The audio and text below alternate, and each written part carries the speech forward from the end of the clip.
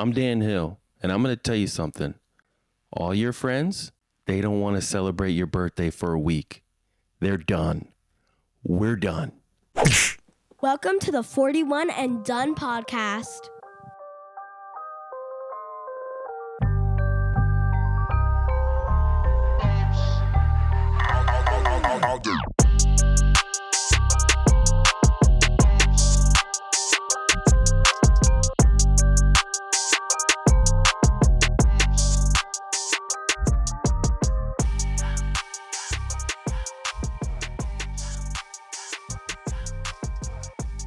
Do it. We're done with it. This week, we are 41 and done with birthday weeks. Look, this was a tough pill to swallow, okay? Because I particularly am guilty of doing this stuff. But as I've said week to week, like with the 41 and Done podcast, I'm not just only done with things that I don't like. I'm done with things that I do like because I'm trying to be a better person, and I don't want to make others celebrate me for an entire week anymore or ever. I shouldn't have done it back then. I shouldn't be doing it now, and I think that you shouldn't be doing it anymore. Here's why. Birthday weeks are tough. They're tough for you. They're tough for the person celebrating, planning, and they're tough for your guests. They're tough for your friends, for your family, for a variety of reasons. First of all, it's called a birthday. Just by definition of the word, a birthday is your day of birth. Day. Birth day. Not a week, not a month, not a couple of days. It's a birthday, and you get that day. That is your day. That is your day to do your thing. We're getting a little crazy. We're getting out of hand with the birthday weeks that are still going on into our 40s. A lot of people, we got work, we got families, we got kids, we got pets, we've got other shit. We have hobbies. Our kids have hobbies. Our pets have hobbies. We love you. We absolutely love you. That's why we're still friends. But damn, man, the whole week, multiple events, that's outrageous. And you know it. At this age, you know it. I'm going to tell you guys a little story. It was my birthday, one lovely day in May 25th. I think I was maybe turning 25, 26, something like that. We threw a party. We had a party at my apartment in Brentwood. All my buds came, all my peoples, and we got after it, man. We got out of hand. We got drunk. You know, we stayed up late. We had a laugh. We played rock band. We were doing it up. And not only was I should have left it there. I should have had that party, and that should have been it. Okay, this party was famous because I developed me, Jenny, and my buddy Marshall. We stayed up and we played rock band so late into the night. We actually created a band called Late Night Trilogy, and we were pretty serious about it. We were gonna as we were doing, we're like, guys, we're gonna get good at rock band. We're gonna practice, and we're gonna play this shit on hard or whatever the toughest level was. And I don't think we ever played again after that night. But all of those promises that we made on that night, those were real in the moment. Those were fucking ironclad. We woke up. The plan was to have this party and then the next day go to fucking Dave and Buster's, the adult arcade restaurant and bar.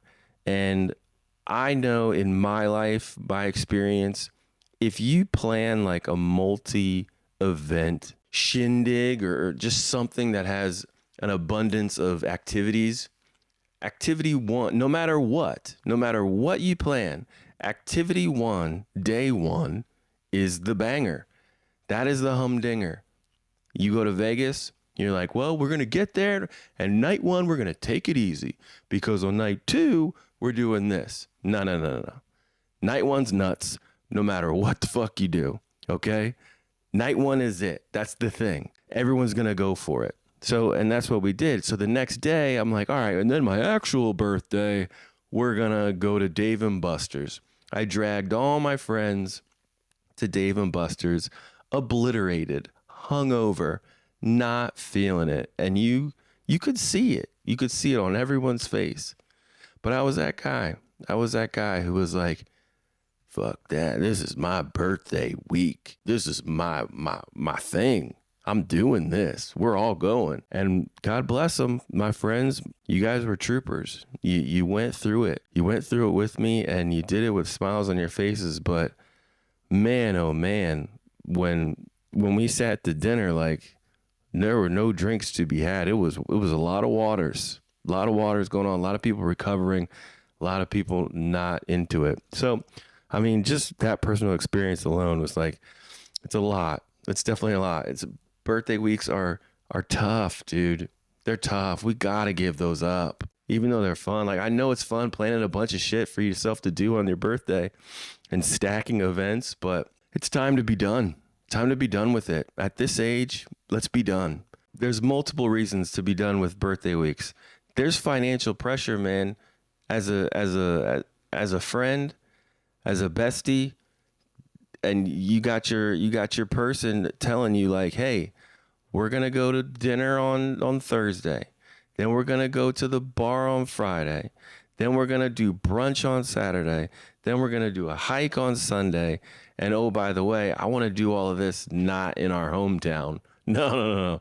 Let's go to New Orleans, or let's go to Denver, or let's go just not where we live. Let's go to Vegas and we do all this.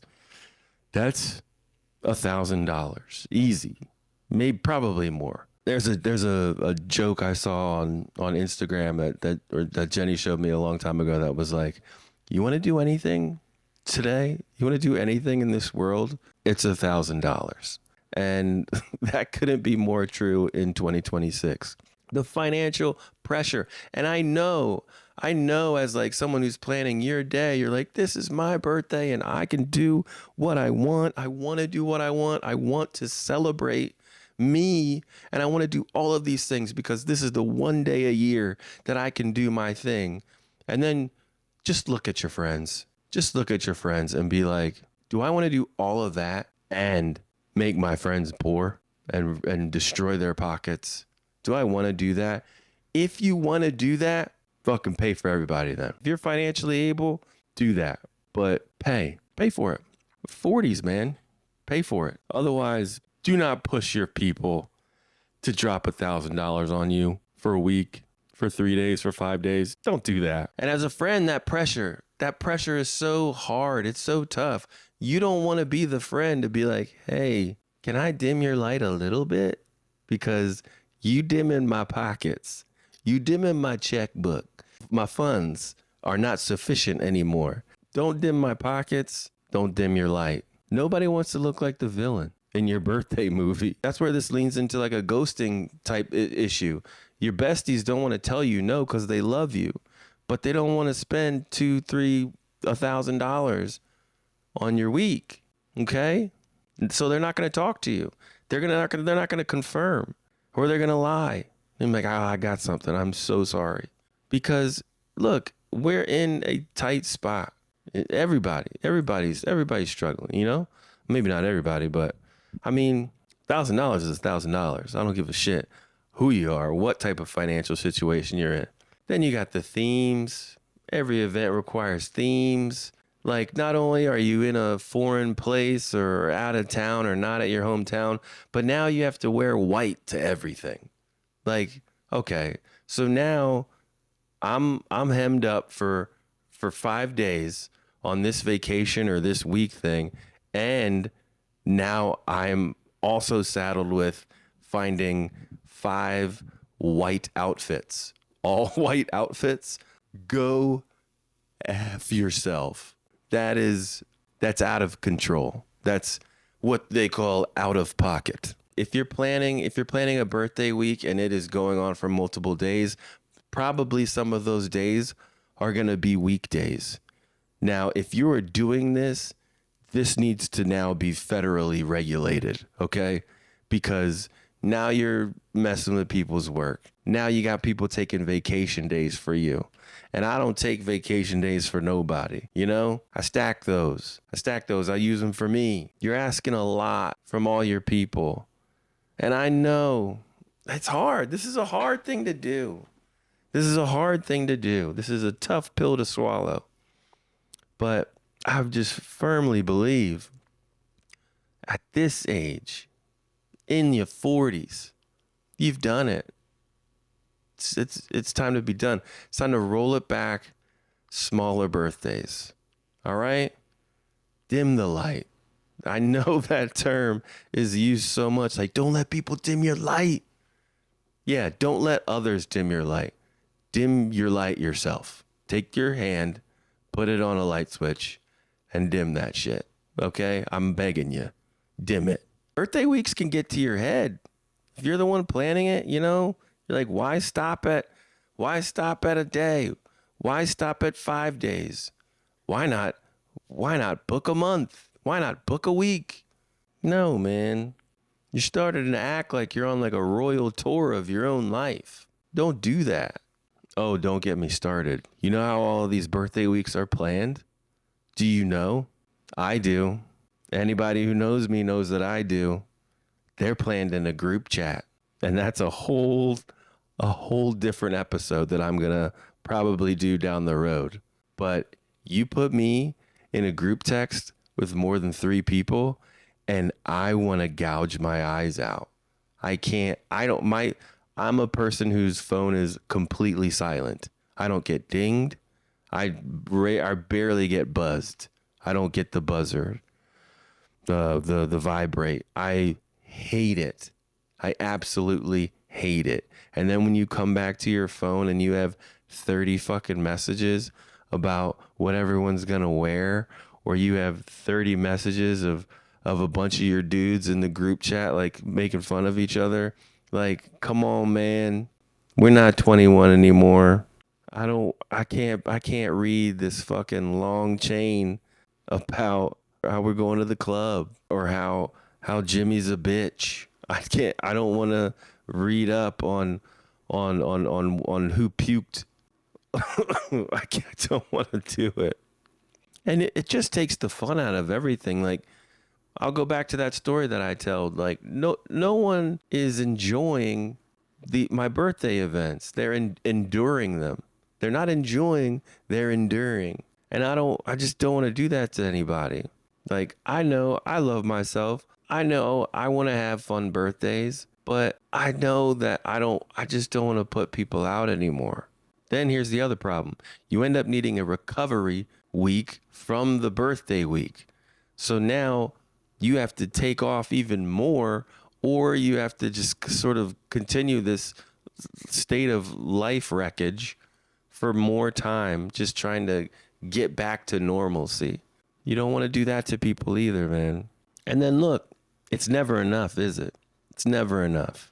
You end up looking back, or you end up being on the trip, and you think it sucks during the trip, or that you could have done something different, or you could have done something better, or you could have booked something better, or some server fucks up your whole table's order, and like, you know, the emotions are high during a birthday week, and you're never fully satisfied anyway.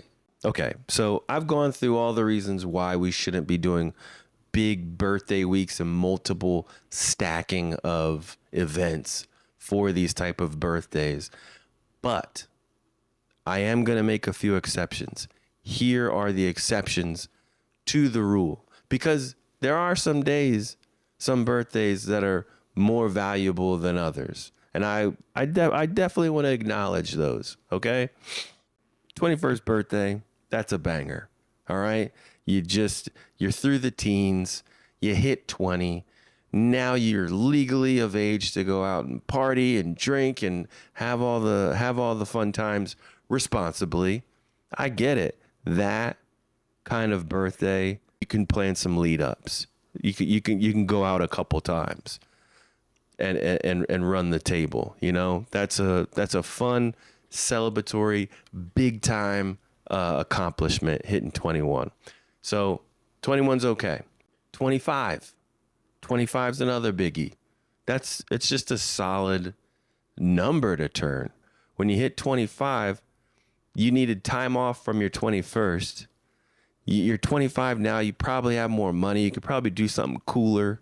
You're probably not puking off a balcony anymore. You can go to a better spot.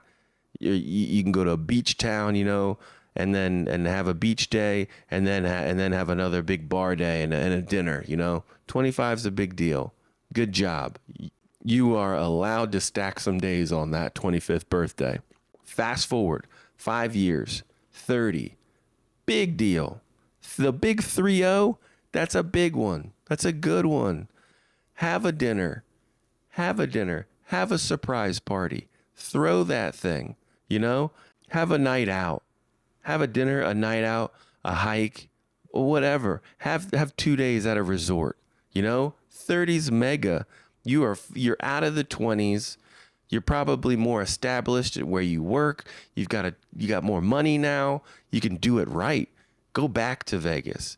Don't stay at the shitty place. Get the nice spot. You're 30 now. You can have a few days. This is a perfect time to do it. Now you know what I'm going to say. After 30, boom, 40. 40 is a biggie too.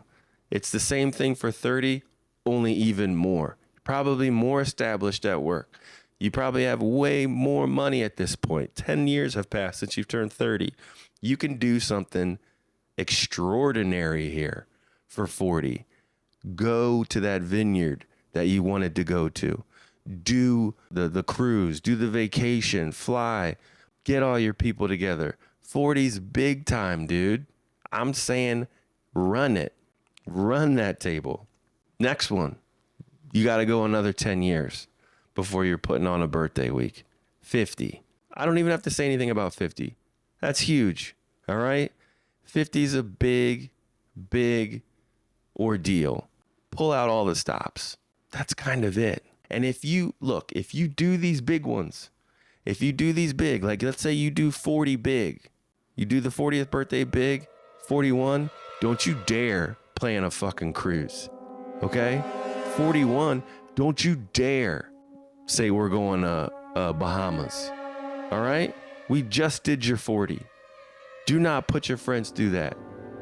You keep it low key on 40, okay? You have yourself a brunch locally, and that's it. Okay? That's what you do. That's what you're allowed to do, damn it. 21, again, you turn 22, chill the fuck out. All right? No more bark. We're not bar crawling on 22. Okay? We did the bar crawl on 21. After you do the big one, you've got to have some chill years. 42, 43. Cool it. Okay? Give people a break. 49, you're not going to have a humdinger. And then 50, expect everyone to go to frickin' Saint-Tropez, to go to Greece. No, we're not doing this. We're not going to do it. Don't put your people through that. There's some other situational times where it's okay to celebrate big time and stack the week or stack it on a holiday. Major life comeback. You've beat an illness. You hit a huge milestone at work or something. If you're paying, none of this applies. You're taking everybody over. Do whatever the hell you want. And then joint milestones. If you and 3 of your friends are like, hey, let's have our birthdays together. Let's get everyone to go here. That's all. That's like the Costco of birthdays. You're celebrating in bulk. Okay. And you might be able to save there. You might be able to save some money on that because you're knocking out 3-4 birthdays that are together. I think I've made the case, man. You've got to chill. Your birthday's a day, unless it's one of these special days that I've laid out here. A full week, that's a timeshare presentation with a cake at the end. Let's be done. I've said a lot here. If you have questions, comments, concerns, you think this is totally off and I'm wrong here, I want to hear from you. Hit me up on Instagram, on TikTok. Hit me up on email, 41anddonepodcast@gmail.com. TikTok is at 41anddonepodcast. Instagram is at 41anddonepodcast. Let's get the conversation going. Let me know if I'm wrong. Did I get it right? Am I 100% right? Are you going to share this with someone who's currently planning a 2-week vacation in Cancun and you don't want to go? Do that. Let them know you're let them know this is a total fucking imposition. But I want to hear from you, man. That's what this is about. Let's talk to each other. Reach out. Hit me up. I want to talk to you. I do this podcast by myself, man. I want to talk to you. Hit me up. Don't be like Lars, though. Don't be a fucking jerk. Don't troll me. Let's have a conversation. Let's shoot this shit here. If you caught the Instagram, man, I got this weird cold. It was really bizarre. I think the kids had it. It's the same shit. Kids have shit. They pass it to Jenny. And then I end up being like the last domino typically. But it was weird, man. Maybe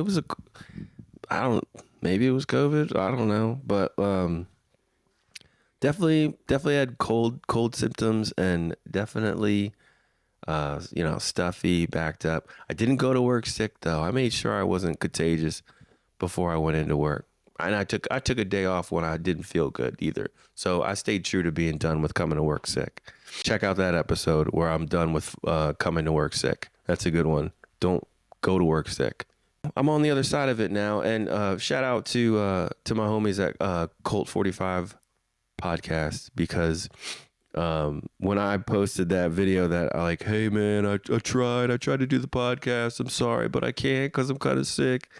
They hit me up and they were like, hey man, who's Michael Jordan without the flu game? He was like, get in the booth, sick or not, and lay down a banger.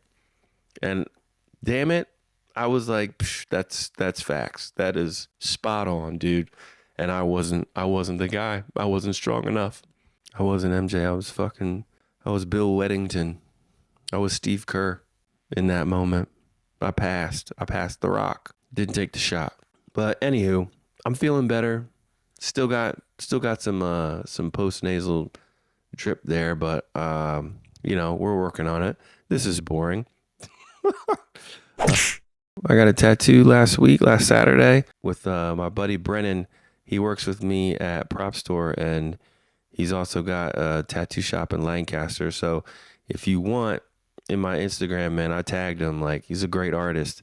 And I got the LA Dodgers LA tattooed on my inner left forearm, and it's kind of framed up with some palm trees, and then the sort of a cityscape in the background, and it's all sort of, it's healing now. That fucker got really itchy the other day, but it's healing up really nice. And I love it. And I feel like it balances my tattoos, because now I have both my inner forearms tattooed, and I feel more, I don't know, I just feel more balanced. This arm felt light, felt empty. So maybe down the road I'll do I'll post like a tattoo tour on YouTube, and we'll go through all my sick ink on my body that I've gotten over the years. If you're interested, maybe you are, maybe you're not. Did so much today. So much. The weekend was crazy. We had 8 a.m. basketball for Maddox, which is wild because none of those kids dribble, and all they do is just play defense. They just stand up like this, and they just huddle. They huddle. And then when the other team scores, no one wants to inbound the ball because they know that they have to have the ball and then pass it to somebody else. And no one on Maddox's team passes the ball. They just take it, run the rock down there, and just throw up a shot after traveling all over the place. It's like the Luka Doncic school of travels. So we had that at 8 a.m. Then we had Moxie's softball game at noon. And fuck, dude, it is late February, and it was over 80 degrees out here in Santa Clarita, man. It was a hot one. So I can only imagine what it's going to be like in the spring, and come summer. We're in trouble, dude. We are in big trouble. But then that wasn't even the last thing. Then we had a birthday party at Sky Zone, a little jumpy place. And that was crazy. Those places give me high anxiety, Sky Zones, because like I like to know where the kids are within the building. And as soon as like they get the wristband and they get those socks on, pew, they're gone. And Maddox especially, like that guy is fast. He's gone. And then I'm the guy like walking around. Well, I can't find my son. Has anyone seen my son? He looks like a kid and he's fast and he's probably jumping around. And then he always ends up reappearing, but I get that high anxiety, man, where I'm like, he's been taken. He's been taken. And I haven't noticed it because you were looking at your phone because we're at war with Iran. He's gone. He always turns up, but I have such a vivid imagination where I live like an alternate life in that moment. And I think of the most horrendous things that could ever happen. And I'm like, why are you doing this? Go find your son. So then it was an awesome birthday party. It was fun. It's good times. I like being there for those things. But man, oh man, like I'm a one event a day kind of person. That's what I can handle.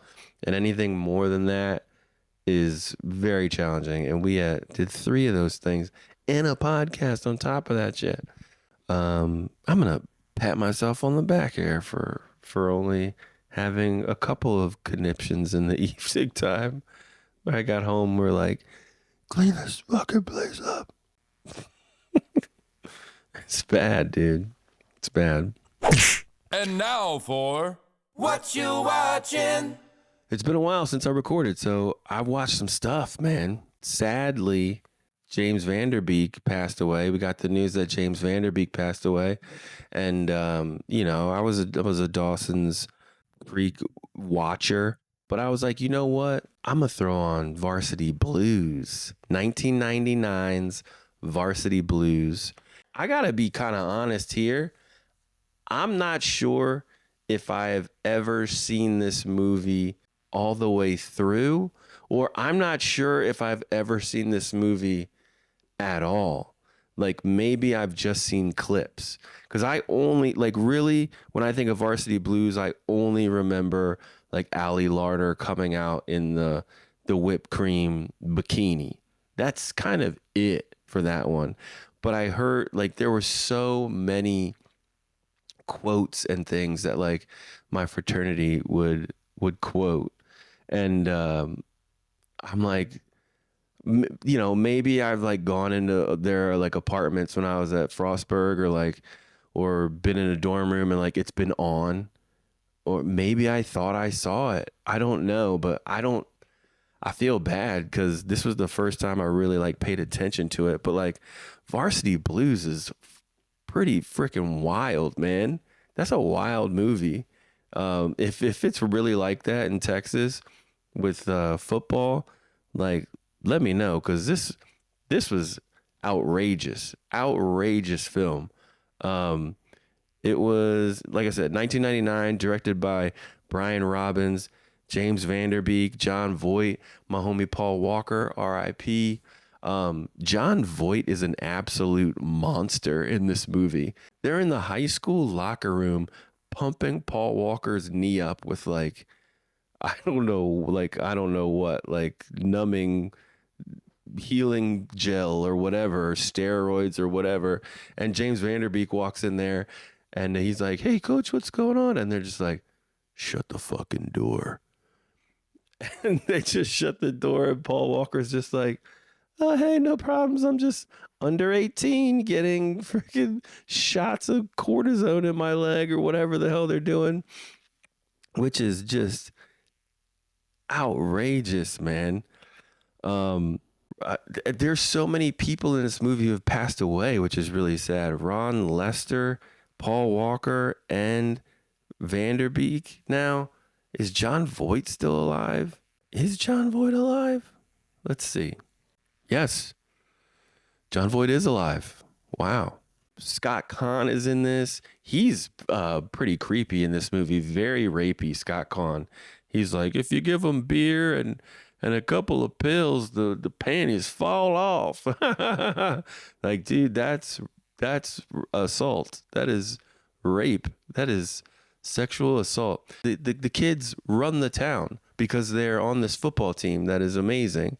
And the cops are just like, oh, have fun, boys. They're going to strip clubs where they find out that their teacher is a stripper, and she is like like they show up, they don't know that she's a stripper, but she's a fucking stripper, and she sees them all in the audience, and she has like, I don't know, 3.5 seconds of being like, oh my gosh, my students are here. And then she's like, fuck it, whatever. Let's dance. And my God, Billy Bob, he has straight up CTE, like getting destroyed in the head every single game. And coach is like, you let me down, boy. You let me down, son. You better get back out there and get your head fucking clobbered in every time. And he's nearly going to die. He's the reason Paul Walker his knee got destroyed and gave James Van Der Beek the opportunity to be the star quarterback. This movie is crazy. Ali Larter's character was dating Paul Walker's character, and then he gets hurt. He's in the hospital. They're leaving the hospital, and she hasn't even left the hospital yet, and she's already plotting to bang James Van Der Beek because she thinks he's now going to be the new star quarterback. This is a fast-paced, fun movie with a lot of unrealistic football action, but like I totally get why this movie was this movie in 1999. Like, and I don't know how I missed it or what was going on, or maybe I did watch it. I don't know, but having fresh eyes on it in 2026, this is a time capsule, and it's a fun one to circle back to if you've seen it before and want to rewatch it. It's fun. R.I.P. James Van Der Beek. You were an amazing actor, and from what I've seen just on social media recently and reading up on him, he seems like a very great person too. And I know that your family and people who loved you or still love you are going to greatly miss you. So I'm glad that there are these types of movies and TV shows that James Van Der Beek is in to make his memory forever. It's cool. So watch Varsity Blues. It was really, really cool. The next movie I watched, Olympics were on. I was feeling that that itch to like see some Olympics, but like I don't know what it is, but like the Olympics are harder. They've become harder and harder to watch just because like of all the streaming platforms and I guess the time difference in Milan or whatever, but like I could never catch like the sport that I wanted to watch. So I was like, you know what? I fuck with bobsledding. Let me watch Cool Runnings, baby. 1993 Cool Runnings. This one is about, I mean, you know what it's about. The freaking Jamaican bobsled team, man. No people said, we can't believe Jamaica, we got a bobsled team. Oh, so good. It's just, this is like, there was a string of live action Disney movies that I feel like they could never, ever have this run of live action Disney movies again, including Cool Runnings, Blank Check. There was like a live action Jungle Book that was really awesome. There was a Dunstan Checks In, and there was Tim Allen raising like I think like a Neanderthal boy or something like that. Like that one was cool too. 90s live action Disney movies were fire. Oh my gosh, it gets even better. I just searched up a list of live action 90s Disney movies, and it's insane. White Fang, Shipwrecked, The Rocketeer, Newsies, Honey, I Blew Up the Kid, The Mighty Ducks, The Adventures of Huck Finn, Homeward Bound, Cool Runnings, The Three Musketeers, Iron Will, Blank Check, D2, Angels in the Outfield, Rudyard Kipling's The Jungle Book. Yeah. That's a legendary run for a studio. And it just doesn't stop there. But we're getting away from ourselves. Cool Runnings is so awesome. So awesome. One of John Candy's last movies. He's great. He plays the disgraced coach who cheated back in the day and has been exiled to Jamaica, and he runs up on a bunch of track athletes who are at the Olympic trials for track and field, and this freak accident happens where they all trip all over each other and they missed their opportunity because another 4 people then qualified for the Olympics, but because they all fell, those guys won. So then they're like, what do? We got to get to the Olympics. And this is the part that I didn't really put together when I was a kid, because then they're like, okay, well, we'll just join the bobsled team. Jamaica doesn't have one of those, so we can still get to the Olympics, but we'll just be bobsledders. But I'm like, isn't track and field the Summer Olympics? And isn't bobsledding the Winter Olympics? And aren't those like on off years? So wouldn't they still have to wait at half the time to do? I don't know. I don't know. It seems like some faulty logic there.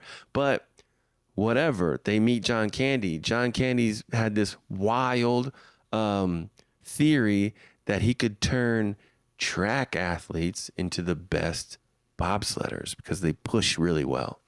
So this whole movie is about this team that rags to riches story, because Jamaica has no snow and they wanted respect going to the Olympics, and it's a true story, and it's probably very much embellished by Disney, but it's still great. It's fun, and you really like get behind Jamaica, the Jamaican bobsled team, man. I loved it. I was watching it with Moxie, and she was kind of into it, or as into it as a 9-year-old girl would be.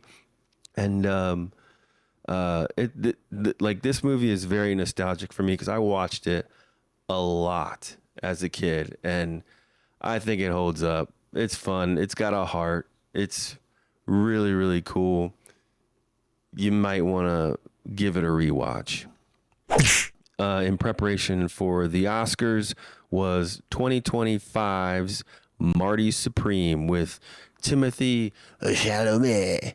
And, you know, I'm not going to come out here and be like, I fucking hated it. But, like, this movie, I understand why people are saying that it's really, really good, and why Timothée Chalamet is really, really good in it. He is good in it. His character is, you know, he makes you feel a type of way about him.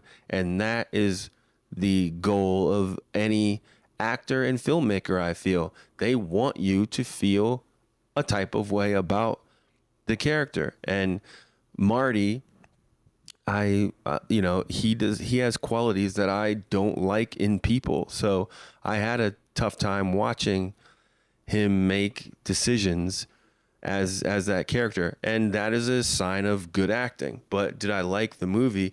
I'm not sure, because I'm in my head this entire movie like, what are you doing, dude? Like, he can't get out of his own way.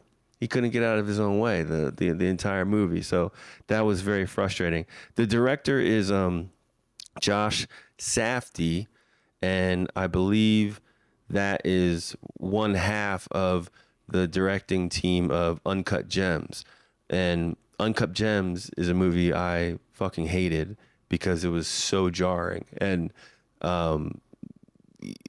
Adam Sandler's character in Uncut Gems is one of the most unlikable protagonists, if you could even call him that, in film history, in my opinion. I hated him. I hated the decisions that he made throughout the movie, and there's some of that. There's actually a lot of that in Marty Supreme. It makes you uncomfortable. It makes you stressed out. And is it a good film? Yeah, I think it's a good film. But is it one that I'm going to revisit? I don't know. I'm not sure. Gwyneth Paltrow's in this, man. She's really, really good. It's interesting. And Tyler, the creator's in this movie. He's really good in it. It just goes places. Like Marty, this is about a young table tennis player who is sort of down on his luck and trying everything that he can to be this famous, amazing table tennis player, and he'll stop at nothing to beat this Japanese table tennis player who is sort of stealing his thunder. I gotta watch some more nominated films to really decide whether or not I feel Timothée Chalamet deserves all these awards. But I thought he was good, but he kind of reminded me of the character in the Wonka movie that he did. It's still the same type of ambitions, young person, not a lot of money, down on his luck, stop at nothing to achieve his goal, to achieve his dream. And, he didn't sing in this, but it's kind of similar. A little similar.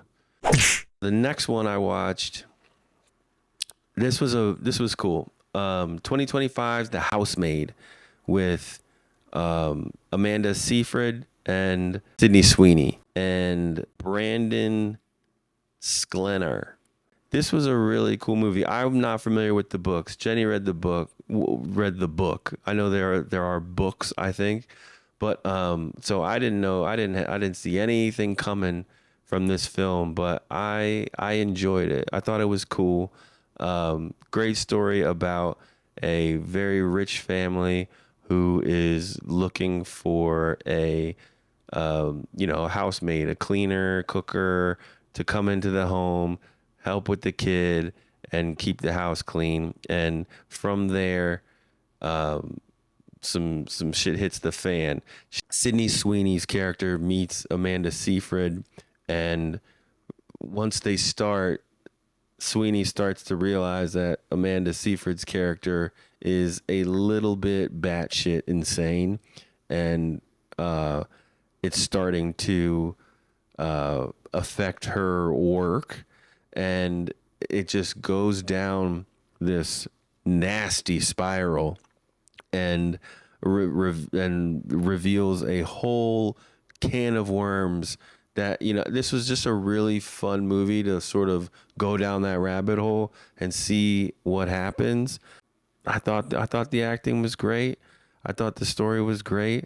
I don't know how it compares to the book. Jenny said there are a couple of things that they changed. Obviously, they always do with adapted books to movies, but this is worth a watch. If I were you, I'd watch it. It's fun. You're gonna get your Sydney Sweeney signature sex scenes. Don't worry about it. But there's also some interesting stuff going on with this movie. So it's definitely one to sit back and dissect and see if you can figure out what's going down, because some shit goes down. Switching gears to TV, I'm a big fan of Big Brother, and I know that I have a friend, Megan, who I've known since middle school and into high school, and we kept in touch because we both love Big Brother. And for the longest time, when Big Brother's over, there's a lull. There's a period of I wish there was another competition show where people are voting to kick people out and people are lying and cheating and scheming. And she told me a long time ago, hey, watch Traitors, because there are Big Brother ex-contestants on Traitors and other, fun personalities from different reality shows like Housewives, The Bachelor, Survivor, stuff like that. And then like just like famous athletes, like figure skaters and that type of shit. And she was like, you need to watch Traitors. Watch Traitors. Have you watched Traitors? And all the time I'm like, no, I haven't watched it. But I finally put it on, and I am so glad that I did, because Traitors scratches that Big Brother itch on my back. I love watching reality TV where people are voting to kick people out and people are scheming to stay in a place. Like, I just love that shit. It's awesome, and I think I would be pretty good at it. I tried out for Big Brother once, and I got a call back, as they say, but I fucked up, man, because I went into the callback, and I wasn't myself. I was acting like it was a job interview. So I was being all like, yes, I will be very good on your show, and I think that I will cause some problems, and it will be great for television. And they were like, yeah, thanks, bye.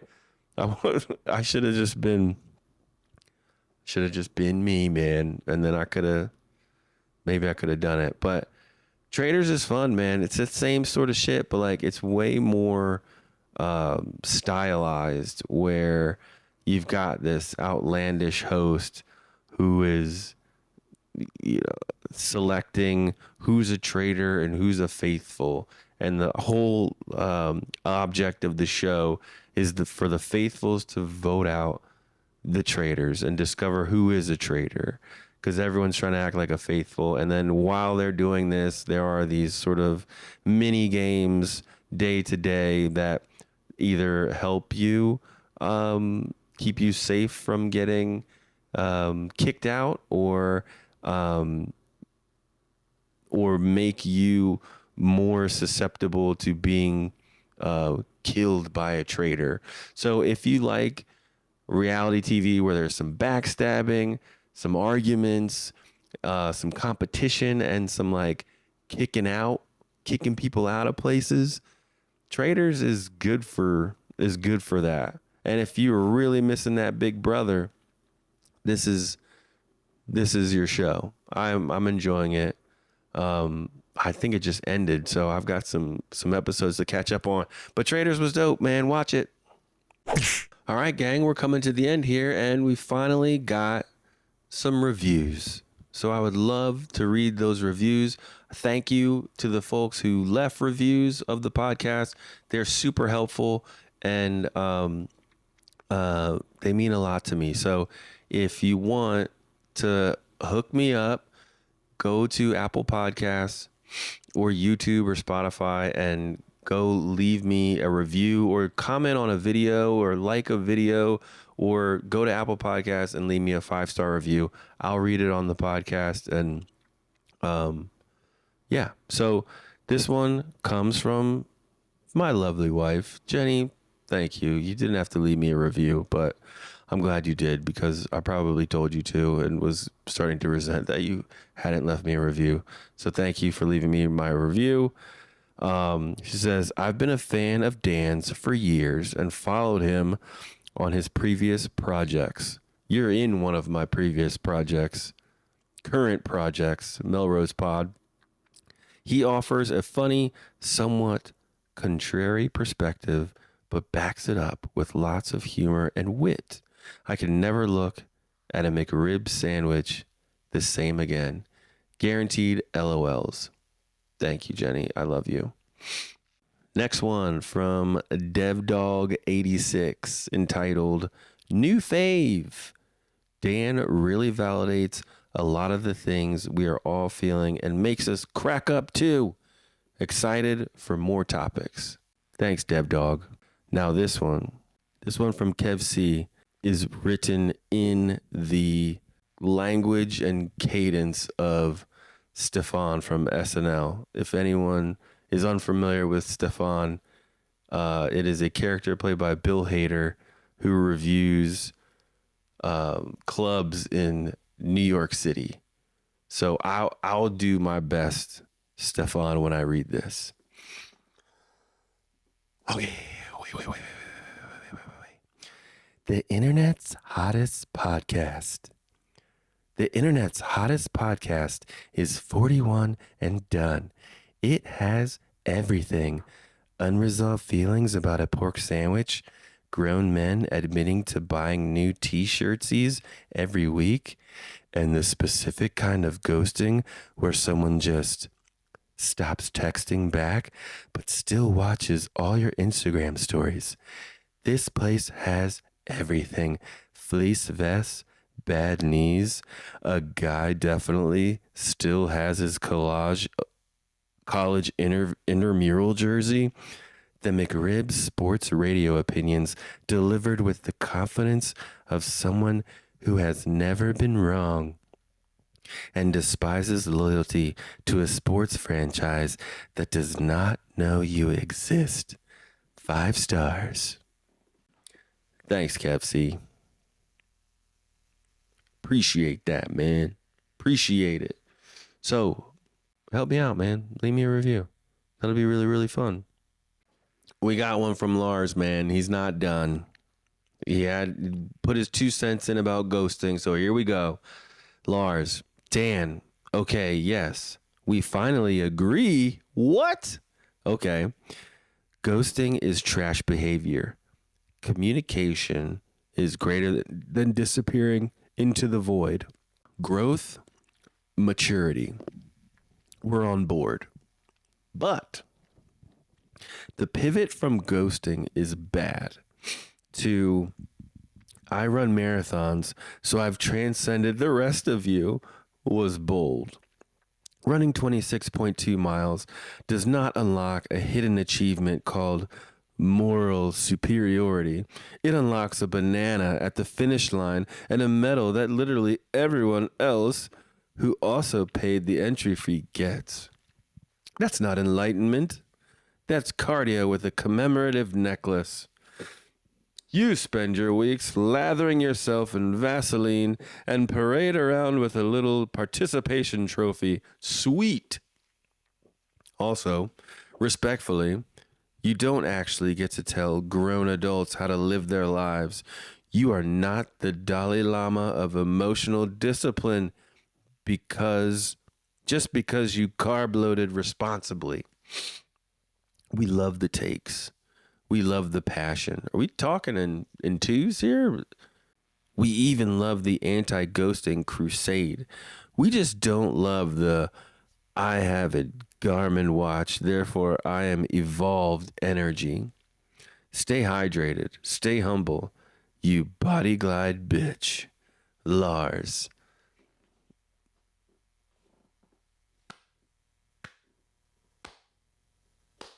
Good job, bud. Good job. I struck a chord with you, didn't I? Lars, you don't seem like you are the active type. Maybe that's where we're headed here.